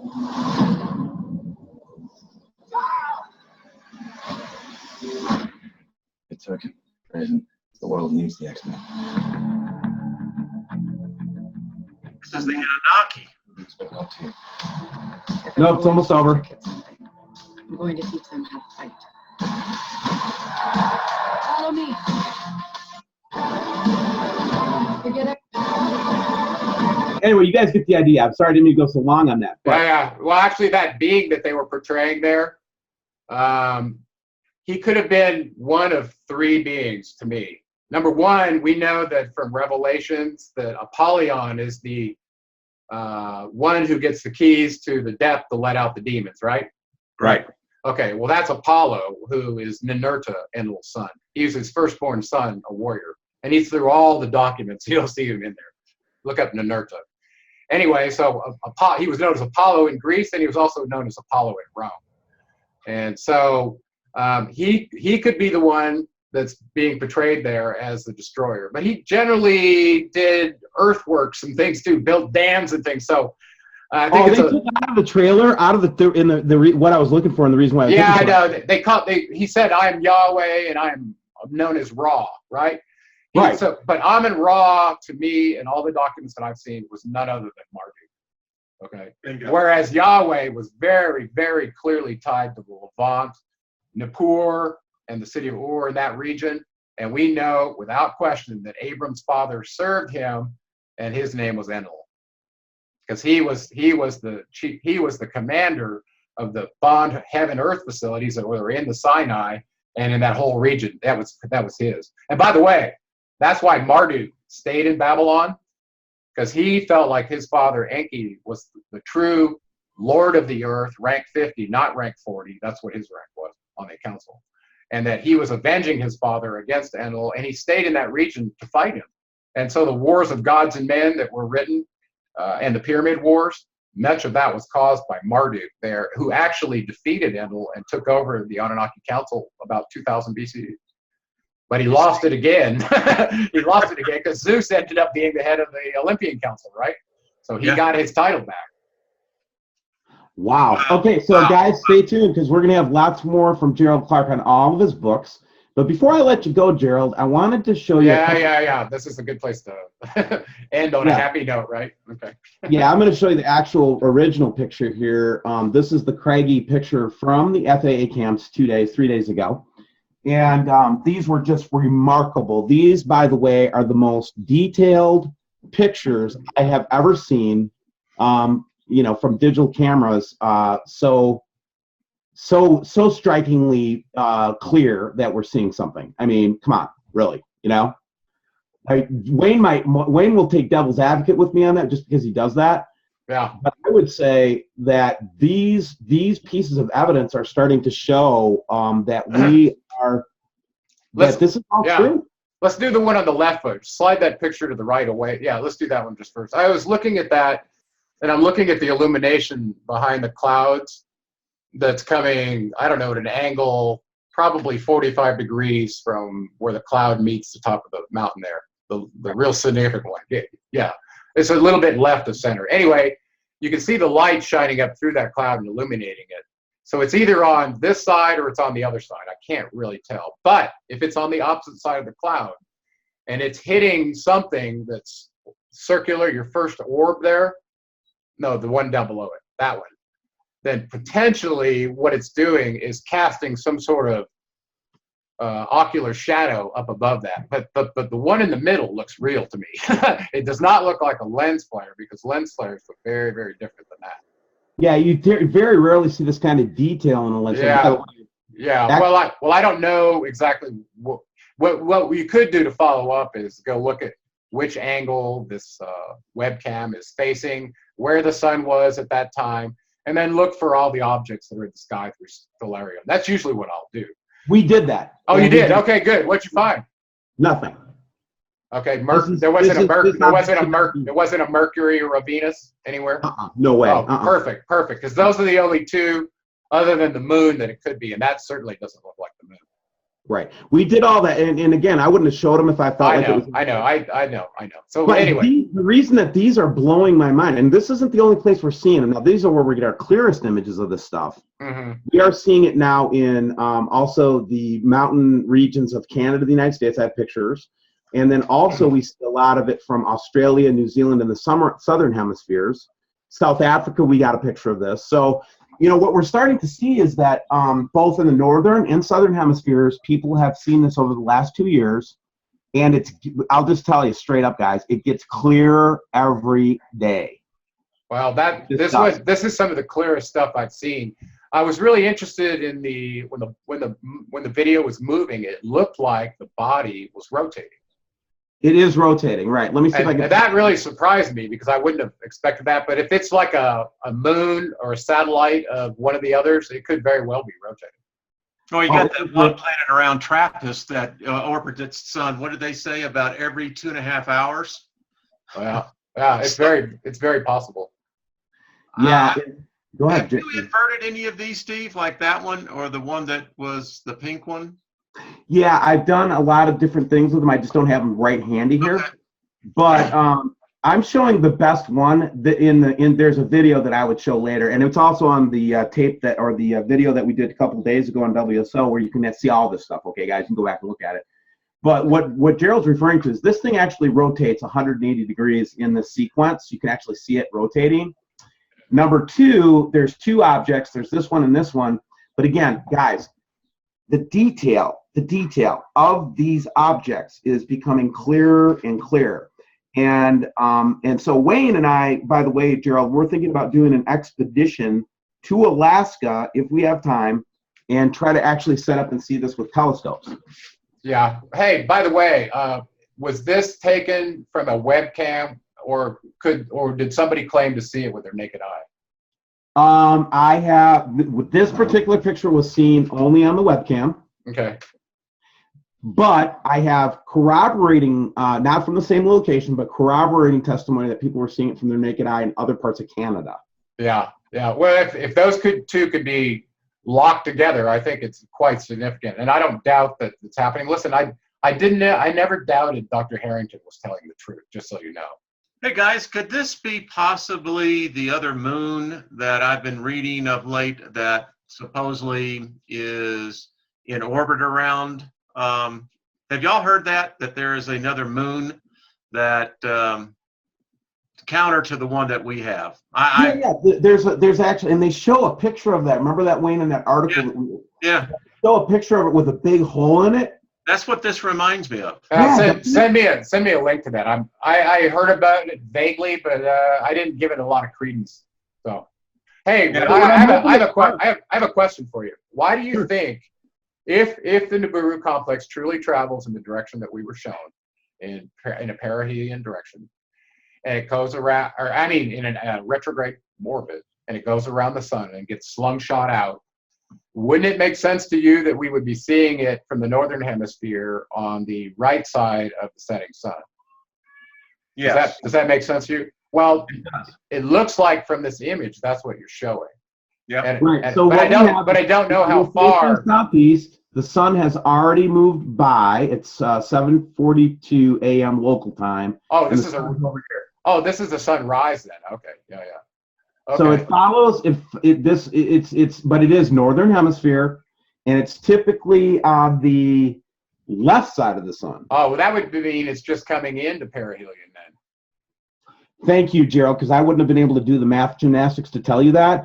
It is always well, my supposition was that the Lucifer scope, looking in the infrared, is in the northern hemisphere for a reason. And if you look at the direction that it's able to look, of course it can look all 360 around, but I think it's where it is because it would allow you to use a lot of the Earth at sunset in the northern hemisphere as a shield for the sun, or sunset, and actually be able to see it coming out of perihelion in the northern hemisphere. Excellent observation. Excellent, great observation. Yeah. By the way, go ahead. No, the second object we see a lot of is this comet. We see this comet almost, now it's every 40 days we've been seeing it. I think it went down to 30. A guy named Dave Dobbs helps us with that over in England. I don't know if you've ever seen Dave. He's a wonderful guy. Yeah. David has been seeing this particular object since 2011, and it just gets closer and closer every month. So, are they seeing it on Soho, or what are they seeing it on? No, we see it from the ground all the time, and we're primarily photographing this one from the ground. There was actually Wayne and I covered this a couple months ago. It was down in it was Australia that it actually made the Weather Channel, and they're like, "What is it?" They don't know. Oh yeah. Huh. Well, it's probably some tail debris from this object. We kind of expected a massive tail debris if it was just now coming into perihelion. Right. And I'm not asking you to comment on the object so much. I just wanted to share them with you. And yeah. It's very what I'm more interested in is what is this? How does this weigh into your orbital calculation when you see stuff like this, Gerald? Well, what I was going to tell you was because I didn't really know what the orbital scalar was when it came into close proximity. And now listen, if it's truly a 3,600-year approximate orbit, then that means if you knew where the aphelion location was, you could take 1,800 years for it to go inbound and 1,800 years to go outbound, right? And so that's kind of what most of the people who have been modeling this have done. And they used, and by the way, the math that they've used is 50 billion miles away. And I have this in an academic paper as well. So I think it had some merit. Anyway, that being said, my first estimate was that it could show up Q1 of 2017. And I could refine it more if I knew the mass and its actual orbital path. How far away it is will determine how quickly it's going to get slungshot. So I was only concerned about coming in, but when it comes out, it's completely unknown to me exactly when it'll pass by. But it'll be much faster than when it came in. That's for sure. Well, and I think that we have a consensus that that we're in a critical period. I'm not going to, I've never been a date, and you're not either. No, and I think the September 23rd, picking some day that because it aligns with Virgo, That's ludicrous. Listen, the system is not run like a clock. Okay, there's variability in space that causes a deviation of at least plus or minus n years, and some people say it's up to 50 years, depending on what's going on in space when it's coming through. It isn't the orbit more elliptical, Gerald and Steve, than it is more circular as it goes against the ecliptic plane. Is that right? Yeah, it looks elliptical around a foci that's generated between our inner sun and the dwarf sun, or the red, what do I want to call it? Their dead sun, okay, their dark star, okay, that's stationary. So in between there, it's playing tug of war, okay, and it sets up depending on which one's bigger, and usually the bigger one's the one that's on fire, right? Yeah. Ours is bigger. So that foci point will be pulled away from the dark star toward our inner sun slightly, okay, and that'll probably be the place where, as it goes out to aphelion, I don't think it would go around the dark star. I think it would use that foci point of the intersection where it would turn around. Okay, so I think that truly is the case. And we don't know that the Anunnaki themselves aren't going to mess with some of this stuff to try to keep the Earth stable. One of the anonymous messages I saw from Enki said that was something they're gonna attempt. They would have the technology. Well, I think it might be related to CERN and creating a magnetic field to stabilize or counteract whatever the poles are doing when it gets tilted based on the magnetic pull from. Wayne and I had the same theory. Yeah, I truly think those might be related. Along with many other things they use it for, but that's one of them. Well, let me give you another example. Like chemtrails, we want to demonize them, and I get it. I don't like them putting chemicals in the sky. I get it. But when you start to hear some of these back channels talking about the reasons that they're doing it, I mean, like we were talking to Dane Winnington, both Wayne and I got the privilege to interview him, and he's the chemtrail guy. Mm-hmm. And we kept talking about it. It's like he's acting like, and I love Dane, but he's acting like this is just a big nefarious evil plot, and most people do. I'm starting to think, though, that they are doing things like this to lessen the magnetic connection between us and this other thing, to protect us from deadly rays. I don't think they'd be doing this unless it was a must-do situation, right? Yeah. Well, in Enki's anonymous message that I put on my website, he said that they've been geoengineering to prep the skies for Nibiru's passage since 1990, and that it first started out that they had asked to use gold, but because of the greed and the negligence, they ended up using a cheap replacement like barium and a few metals, aluminum. And what they wanted to do was not only create a radiation shield, but using HAARP, when you have a bunch of ions in the atmosphere like that, and you irradiate them with an energy field, you can create a barrier to cause things to explode. It kind of increases the parasitic drag on the obstacle as it's coming in, on the object, whether it's a missile, an ICBM, or an asteroid or debris from their passing planet. So if you had a barrier like that, you can actually cause it to be destroyed before it ever hits you. That's another possibility. Well, I find it all very interesting as well. It's just today that now they're warning frequent flyers and pilots. And if you saw that report, that they're being hit with cosmic radiation at 500 times the normal value that they should. So now we're seeing it leak into the mainstream that, hey. Oh, I hadn't seen that. Yeah, I suspected the pilots and the airline people were going to either be suffering from. Now, the other thing is that geoengineering program, according to Enki, got taken over by some of his arch rivals, and they started using it to basically block the visibility of the sun to hide Nibiru's passage, and also to start adding elements to it to start infecting people so that they could be controlled under this dark brotherhood clan that's taken over. Oh yeah, and people laugh. No. Listen, over 70% of the people, according to this report I read, have been infected with nanites that have been sprayed into the sky. Bingo. And listen, they know how to use nanites in conjunction with the electromagnetic field, like at an airport scanner, to do all kinds of things to you that you have no idea. And you have to walk through it. That's right. They find out that, oh, this one is on our A list over here. That's a dissident. Go ahead and Hey, give them. listen, Let's give them a dose of this radiation. It'll trigger these nanites, and they'll be dead from cancer in 3 months. No problem. Yeah. Boom. Yeah. Boom. Yeah. That's it. It's acid. Actually, it's kind of scary. It can be done through the cellular network system, through satellite system.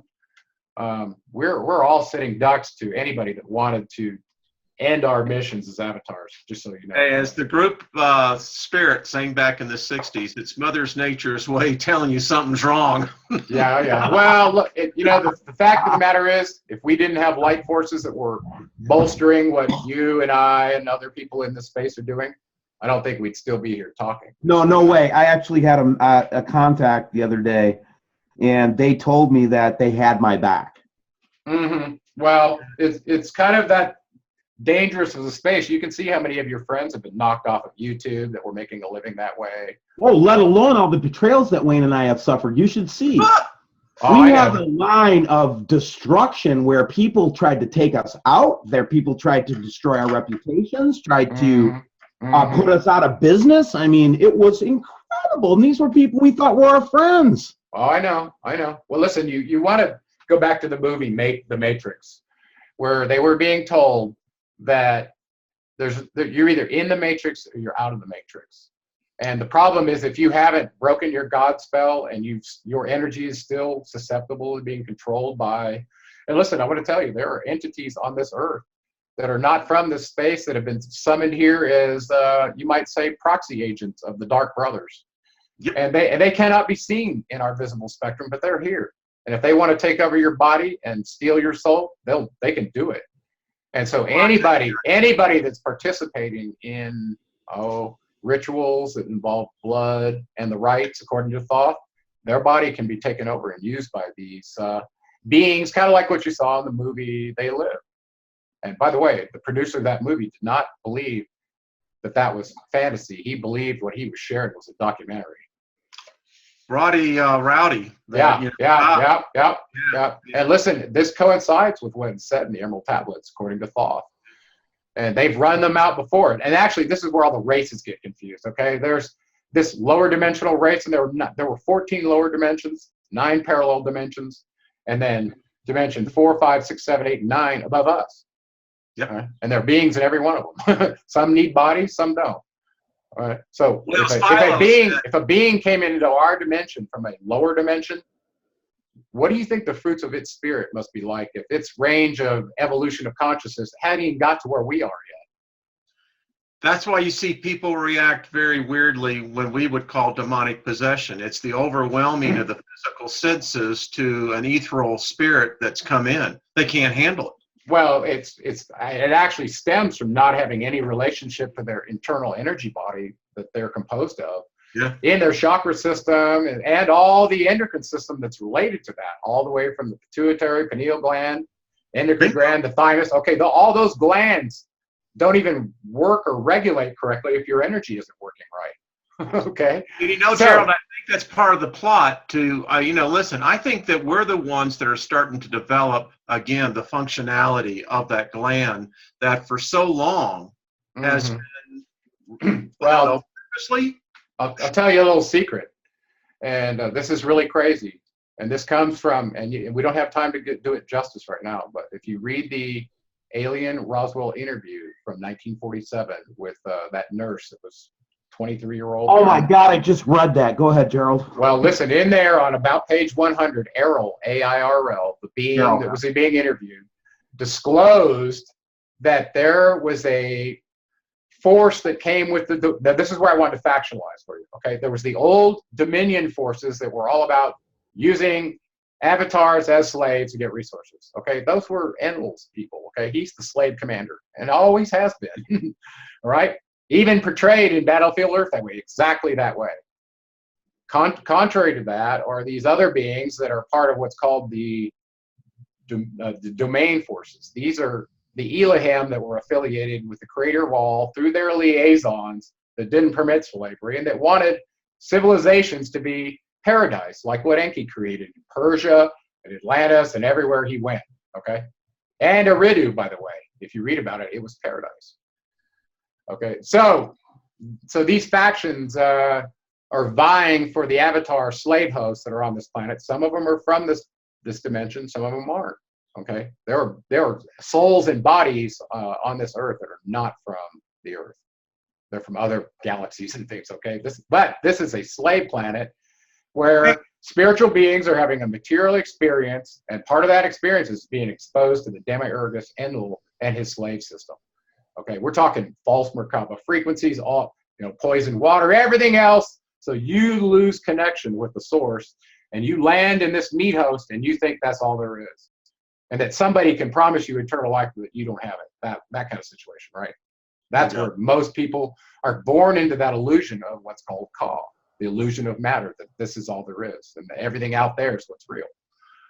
Okay, so yeah, I also walked away with a few of the key insights. The other thing that was in that 1947 interview, 48 interview with the nurse, or the transcript that she basically stole, was that that there was a force generator. Yeah, I wanted to get to that part. It's really good. So the connection to the Anunnaki. This commander Errol was an Elohim commander of the domain forces. One of their key members was none other than Ahura Mazda. Wow, do you know who that was? That was Enki.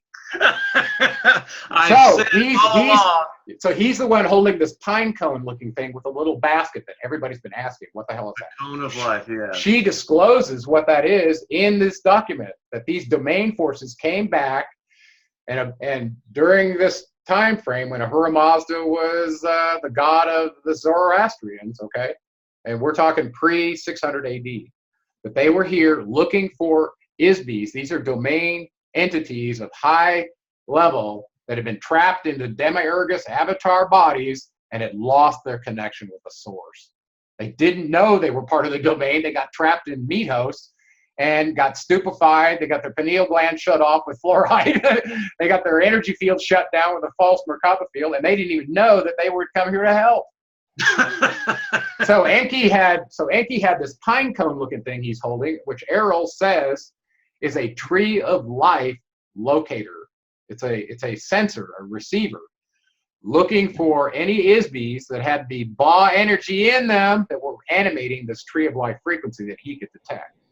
Bingo. And the little basket he was carrying was apparently the power supply for this device. So whenever you see that pine cone looking thing, it's referring to the pineal gland, which can be reactivated.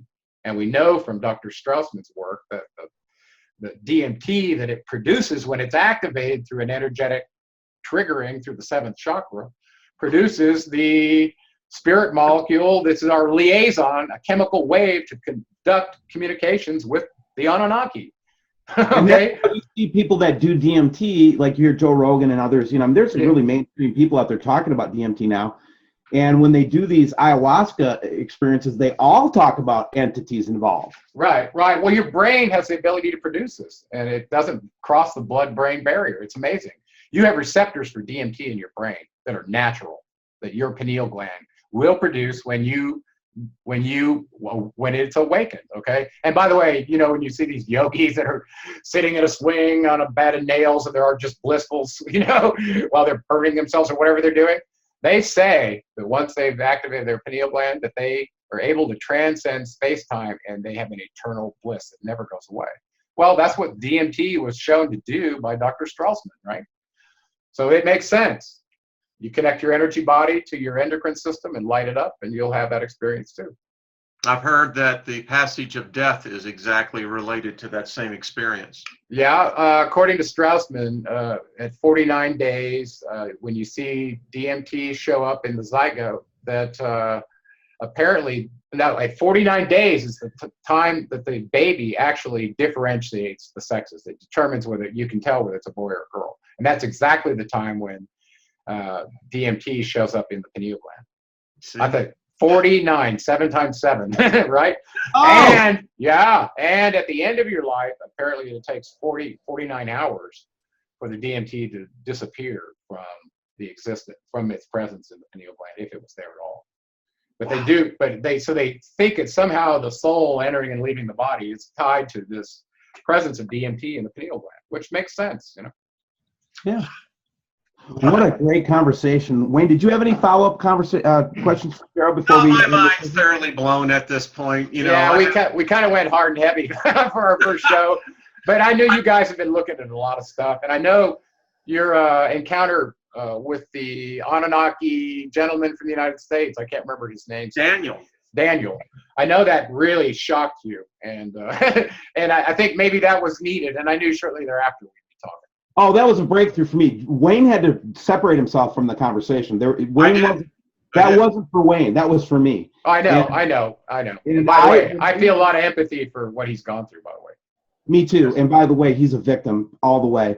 But the fact that I was able to, he was a lot of people were like, oh, he's a fraud, blah, blah, blah. No, he showed me all of his documentation, military records, photographs. Mm-hmm. He had everything. The guy is 8 feet tall and he's still growing. Yeah. Well, he might be one of those, Gilgamesh had the same problem. He after a while, he was born a normal size, okay? But he was probably born, he was born of Lugalbanda and a pure female goddess named Nisim, right? Yeah. Okay, so he was like more than half Anunnaki. Well, he got really tall before he started his little journey. And this was also mentioned in the Bible that when the offspring of the Nephilim, the male ones, oftentimes became what they called the Gaborim. And they grew very tall and they would live about 600 years. Okay, but they didn't live forever.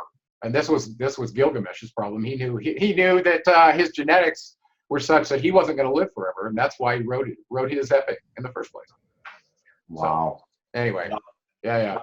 Well, hey, thanks. Well, before I let you go, though, let's make sure we plug the website again real quick. Gerald, it's Gerald Clark. Let me get this up here. Yeah, no problem. And listen, I know we probably have more to talk about. I hope it doesn't turn into a Woody Harrelson event here shortly, where we're talking like this while we're watching destruction come our way. But if we do, listen, know you're eternal. Yes. And you wouldn't be doing what you're doing unless that was part of your mission. And so if it does happen, we're going to go out happy and knowing that we'll see each other again, and true for the rest of people as well. So I have no fear. I'm not going to go get a bunker. I'm not going to abandon anybody. If I thought I could do something to save all of humanity, I would do that. But if I can't save them, as an avatar, I'm sure I have bigger missions. And whether I want to take on a body or not, I don't know. There might be a celestial hammock I can hang out in, because I feel like I've done 9 missions already in this lifetime. So. Well, gosh, Gerald, I'm due for a vacation, man. well, here's the deal, guys. That each time, Gerald, as you sow the seed, Steve, we don't know what will actually trigger that person's release, but I'm convinced that these type of shows do that. Well, I think that's what we're all really here for, is as a communal body of slaves, those that end up with a piece of the map, we're supposed to collaborate and share the map with everyone else and take the whole species forward in an evolutionary step of consciousness. Yeah. And I truly think that's just it's just this thing that just keeps going on and on and on. And there are thousands of levels. And I think humanity at certain points is given an opportunity to graduate to different levels. And I think a lot of it has to do with galactic wobbles, like what the ancient Hindus told us about, the the Yuga cycles, okay, whether it's the Kali Yuga or Satya Yuga cycles. It comes down to the Crater Ball's galactic wobbles that end up in these interactions between galaxies. It just happens to be that we're in that epoch experiencing it. Yeah, and I think a lot of it has to do with going through our galactic center where all that energy is. That truly is activating our latent circuits, our highest ones.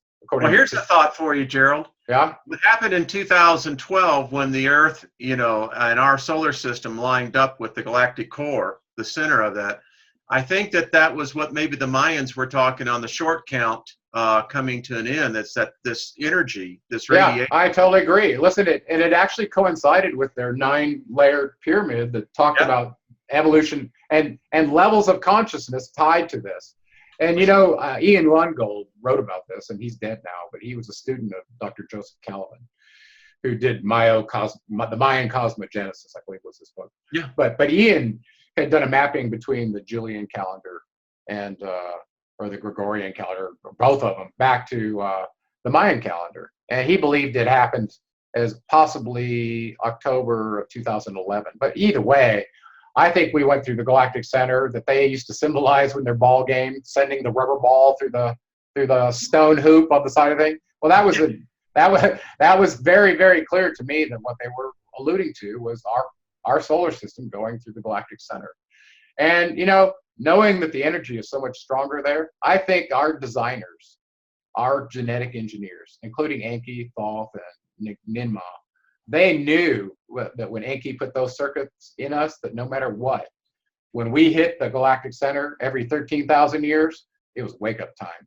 And it would trigger, no matter what had been done to the humans by the Demiurgus and the slave system, those latent circuits that he put in us, this one being triggered energetically, could rewire all the other circuits. And that was it was the wake-up time. It was the time of universal consciousness, just like the Mayans said.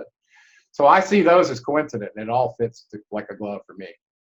I agree. I think it answers a lot of the questions that we're seeing collectively.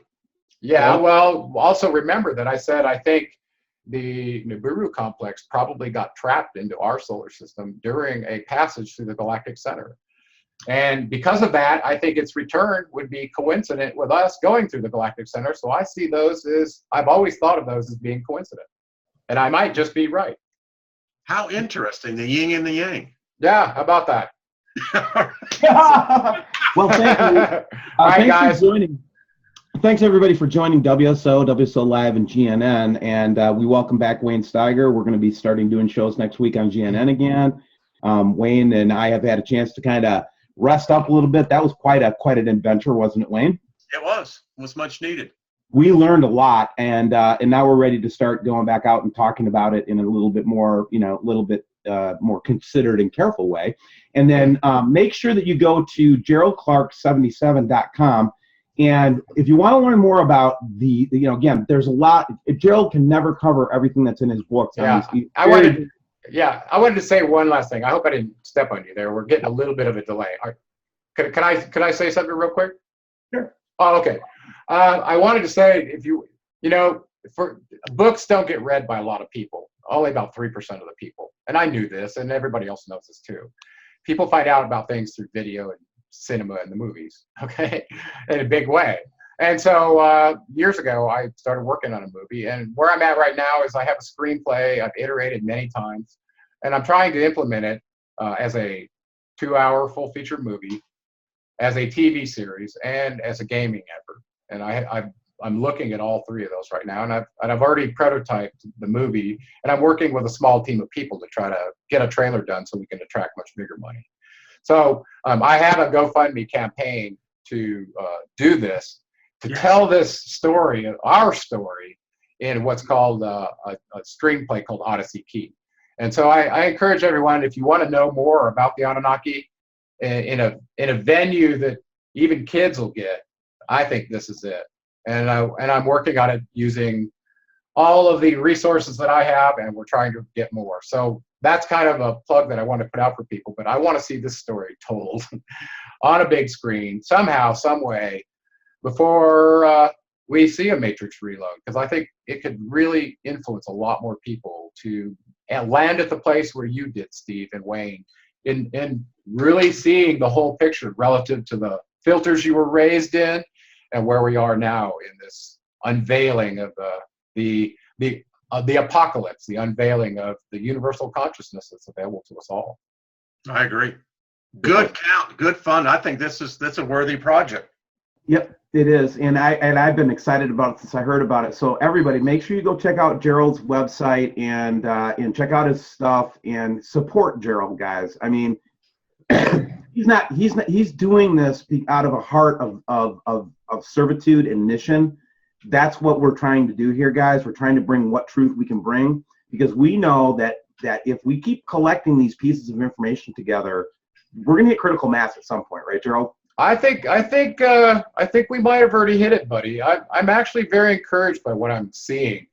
And I think it has a lot to do with where we are in this, in the holographic simulator and how it's supposed to play out. Oh, by the way, that last picture just went by was our Starfire gold that we created and now have an alchemist in the United States. It's one of our most popular products, by the way. Is that monatomic gold? It sure is, and we actually have an M3 one in there that that has more than just gold. It's got a couple other sources for the monoatomic element. So we could talk about that in another show if you want to. We can do the chemistry for people. Oh, Gerald, we're going to have you back because we need the kind of in-depth study. Not this, the thing that I'm getting. I call it WSO as growing up. I told my audience the other day. I said, the time of childish things are over. We've got to stop being children. We have to stop being stupid. And when you have a guy like Gerald Clark, you guys, who has done the work, he has done the study. He's, as you can see, he's done the traveling. He's done the very hard work. At least you owe him a listen for that. And also I want to say that I'm not just a scientist and a researcher and blah, blah, blah. I'm a very hardcore truth seeker. And I've always been interested in knowing the truth of where the finite meets the infinite. And for me as an electrical engineer, that had to do with where energy met in your body. And I ran a structural integration practice, putting my hands on bodies, being a healer for almost 10 years. Okay, so I'm a little different critter. I'm a little harder to put in a box, but because of that perspective, I bring a very different perspective to this adult conversation. Right, and it is an adult conversation. And exactly. So thanks for joining us, Gerald and Wayne. We'll see you next week on GNN. And thanks everybody for joining us. WSO, GNN, WSO Live. We really appreciate you guys. Thanks. Okay, bye now. Bye-bye.